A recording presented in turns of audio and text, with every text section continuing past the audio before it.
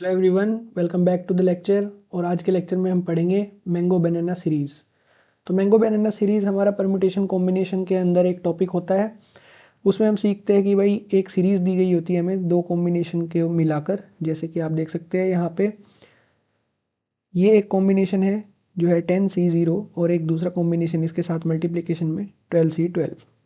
इसी तरीके से ये सीरीज़ दी गई है प्लस करके, तो हमें इसका इवेल्युएट करना है कि इसका सम कितना आएगा। तो इस सीरीज़ को जानने के लिए सबसे पहले हमें कुछ ऑब्जर्वेशन करनी होगी। वो ऑब्जर्वेशन क्या होगी?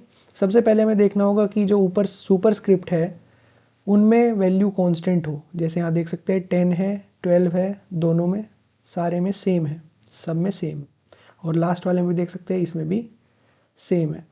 वहीं पे सबस्क्रिप्ट में क्या होना चाहिए? सबस्क्रिप्ट का एडिशन यानी कि इन दोनों को सम करके कांस्टेंट बनना चाहिए। जैसे कि आप देख सकते हैं 0+12, 0+12 यहाँ पे क्या आ रहा है? 12। ऐसे ही 1+11 क्या आ रहा है? 12। तो यहाँ पे ये कांस्टेंट रहना चाहिए। लास्ट टर्म में भी 10+2 12। और तीसरी कंडीशन ये होती है कि हमारी फर्स्ट टर्म प्रेजेंट होनी चाहिए और लास्ट टर्म भी प्रेजेंट होनी चाहिए। तो फर्स्ट टर्म का मतलब क्या है? जैसे यहाँ देख सकते हैं 12C12, यानी कि 12 में से हम 12 चीज़ों को सिलेक्ट कर रहे हैं। वहीं पे लास्ट टर्म में देखें तो यहाँ पे आ रहा है 10C10। तो यहाँ पे क्या किया? 12 में से 12 कंप्लीट किए और लास्ट तक लेके गए, तो ये 10C10।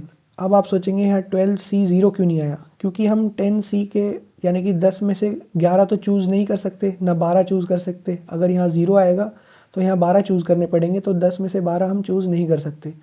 इसीलिए यहाँ पे ही ये लास्ट टर्म मानी जाएगी। तो ये हमें चेक करना बहुत ज़रूरी है कि ये लास्ट टर्म प्रेजेंट है और फर्स्ट टर्म प्रेजेंट है या नहीं। इसके बाद बहुत सिंपल हो जाता है, कुछ नहीं करना होता। जो कि दोनों ऊपर सुपरस्क्रिप्ट होती है उनको ऐड कर दीजिए, 10+12 विच इज़ 22, और सी लिख दीजिए और नीचे को ऐड करके जो 12 आया तो वो लिख दीजिए। तो इसका आंसर ये 22C12 बना। आई होप आपको ये चीज़ समझ आई होगी। ये बहुत ही ईजी है। मैं थोड़ा मिटा देता हूँ ताकि आप एक बार कॉपी कर पाए चीज़ों को। अब हम चलते हैं नेक्स्ट एग्जाम्पल पे। नेक्स्ट एग्जाम्पल है ये वाला, क्वेश्चन नंबर 1। इसमें क्या हो रहा है? हम फिर वही चीज़ें देखेंगे कि ऊपर सुपरस्क्रिप्ट कांस्टेंट है, सब में 7 और 6 है, और नीचे सम क्या है? कांस्टेंट होना चाहिए। नीचे सम कांस्टेंट है, 0+6 6, 1+5 6, और 2+4 इज़ 6, और 6+0 इज़ 6। अब हम चेक करना है कि फर्स्ट टर्म और लास्ट टर्म प्रेजेंट है या नहीं। तो फर्स्ट टर्म में देखेंगे 6C6, यानी कि 6 में से 6 सिलेक्शन कंप्लीट हो रहे हैं। तो फर्स्ट हमारी फर्स्ट टर्म चेक हो गई यहाँ पे 6C6। और लास्ट टर्म में क्या होना चाहिए? लास्ट टर्म हमारी 6C0 है, क्योंकि यहाँ पे और आगे नहीं बढ़ सकते। 7C6, 7C7 नहीं कर सकते क्योंकि यहाँ पे सिलेक्शन ख़त्म हो चुका है। तो यहाँ पे आंसर क्या बन के आएगा इसका? ऊपर के सुपरस्क्रिप्ट को हम ऐड कर देंगे, 7+6 विच इज़ 13, और नीचे आ जाएगा दोनों को ऐड करके 6। तो इसका ये भी आंसर है। और इसका आंसर क्या हो सकता है? आपको पता है एक formula, NCR equals to NCN-R। तो उसी के हिसाब से हमारा एक और आंसर इसका आ सकता है 13C13-6 which is 13C 6 minus करेंगे 13 में से तो 7 आएगा। आई होप आपको ये समझ आया होगा 13C7 कैसे आया। हमने कुछ नहीं किया, हमने ये सिंपल फॉर्मूला यूज़ किया है। अगर आपके ऑप्शन में 13C6 ना हो तो हम 13C7 को भी मार्क कर सकते हैं। तो आइए नेक्स्ट क्वेश्चन पे चलते हैं। नेक्स्ट क्वेश्चन में दिया गया है 10C0 का स्क्वायर, यानी कि 10C 10 दो बार मल्टीप्लाई हो रहा है। उसी तरीके से 10C1 दो बार मल्टीप्लाई हो रहा है। और ये आगे जा रहा है, लास्ट में क्या लिखा हुआ है? 10C10 10C10। अब आप देखेंगे यहाँ पे सुपरस्क्रिप्ट में दोनों वैल्यू कांस्टेंट है जो कि 10 है, और नीचे दोनों का सम कांस्टेंट नहीं आ रहा है। यहाँ पे 1 + 1 2 आ रहा है और यहाँ पे 0 + 0 0 आ रहा है, और लास्ट में 10 + 10 20 आ रहा है। तो अब हम इसे कैसे चेंज करेंगे, हम एक कॉम्बिनेशन को लेंगे और उसमें ये वाला फॉर्मूला डालेंगे जो अभी हमने ऊपर देखा। ऊपर कौन सा फॉर्मूला देखा, NCR = NCn-R। तो इनमें से कोई भी कॉम्बिनेशन ले लीजिए। चलो मैं ये वाली सेकंड वाली ले लेता हूँ, तो इसको मैं चेंज कर देता हूँ 10C0, और इसकी जगह क्या लिखा जाएगा 10C10, क्योंकि 10C10-0, तो प्लस 10C1, इसको एज इट इज़ लिखेंगे, सेकेंड वाली को चेंज करेंगे 10C10-1 कितना होगा 9, प्लस इसी तरीके से आगे चलता चला जाएगा, और लास्ट में 10C10 होगा, और इस वाले को 10C10-10 विच इज़ 0।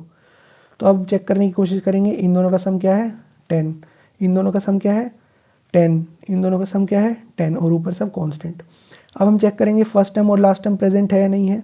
तो फर्स्ट टर्म में हमें दिख सकता है कि 10C10, यानी कि 10 में से 10 सिलेक्शन हो रहे हैं, और लास्ट टर्म में क्या है, लास्ट टर्म में भी 10C10 हो रहा है, यानी कि 10 में से 10 सिलेक्शन है, तो ये लास्ट टर्म मानी जाएगी।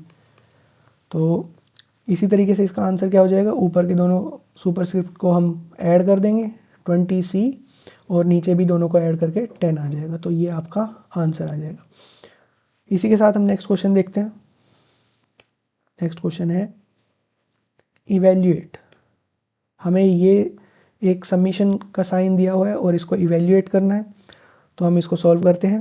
तो इसका सोल्यूशन हम कैसे करेंगे, सबसे पहले हम r की वैल्यू 0 डालेंगे, तो 12C 0 डाली तो 1 आया, 11C 1, प्लस अब हम r की वैल्यू 1 डालेंगे, हमें कहाँ तक जाना है 10 तक जाना है, तो हम अगली वैल्यू डालते हैं 12C, ये हो जाएगा 2, ये हो जाएगा 11C 2, प्लस इसी तरीके से 12C 3 और 11C 3, और लास्ट टर्म क्या होगी हमारी 12C, लास्ट में क्या कैसे चेक करेंगे 10 डाल दीजिए r की वैल्यू, तो 12C 11 और 11C 11। तो हमें यहाँ पे ये चेक करना होगा कि भाई पहले तो सुपरस्क्रिप्ट कांस्टेंट है या नहीं है। सुपरस्क्रिप्ट में सारी वैल्यू कांस्टेंट है, 11 और 12, इसमें भी 11 और 12, इसमें भी 11 और 12। अब हमें नीचे चेक करेंगे सबस्क्रिप्ट में, सबस्क्रिप्ट में इन दोनों का सम है 2, इन दोनों का सम है 4, तो ये कांस्टेंट नहीं हो रहा है।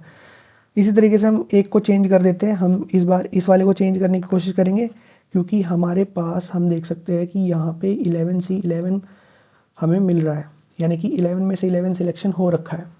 तो हम क्या कोशिश करेंगे, इस वाले को चेंज करने की कोशिश करेंगे इस बार। आई होप आपको ये समझ आएगा कि हमने इस वाले को सेकंड वाले को क्यों नहीं चेंज किया और फर्स्ट वाले को क्यों चेंज कर रहे हैं, क्योंकि हमारे पास ये वाली चीज़ प्रेजेंट है 11C 11।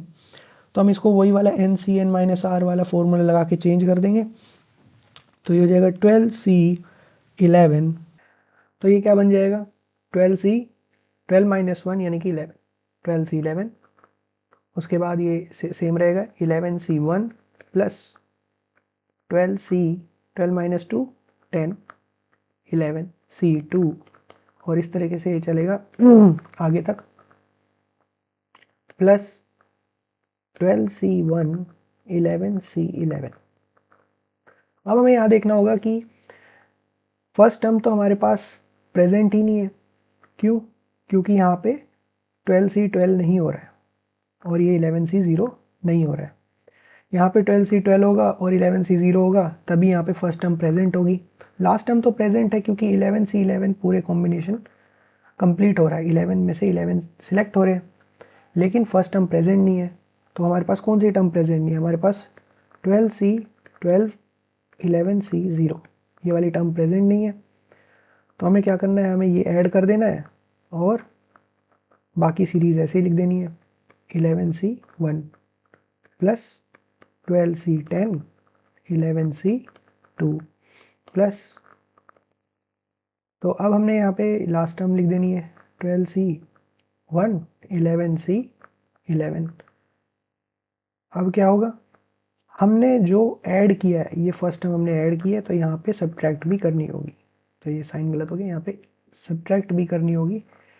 तो ये हमने ये बना दिया और ये सब्ट्रैक्ट करेंगे 12C12 11C0। ठीक है, तो इस सब का क्या बन जाएगा, इस सब का वही हो जाएगा, सुपरस्क्रिप्ट ऐड हो जाएगी 23C12 और ये वाली टर्म आ जाएगी लास्ट में माइनस में, माइनस 12C12 11C0। तो आपको पता ही है कि ये NC equals NC0 equals to 1। तो 12C12 लिखा हुआ है तो ये भी 1 हो जाएगा और 11C0 लिखा है ये भी 1 हो जाएगा। तो फाइनल आंसर क्या आएगा, ये हमारा फॉर्मूला होता है। तो फाइनल आंसर आ जाएगा हमारा 23C12 माइनस 1। तो ये हमारा आंसर हो गया। ठीक है दोस्तों, आज के लिए इस लेक्चर में इतना ही, मिलते हैं अगली वीडियो में।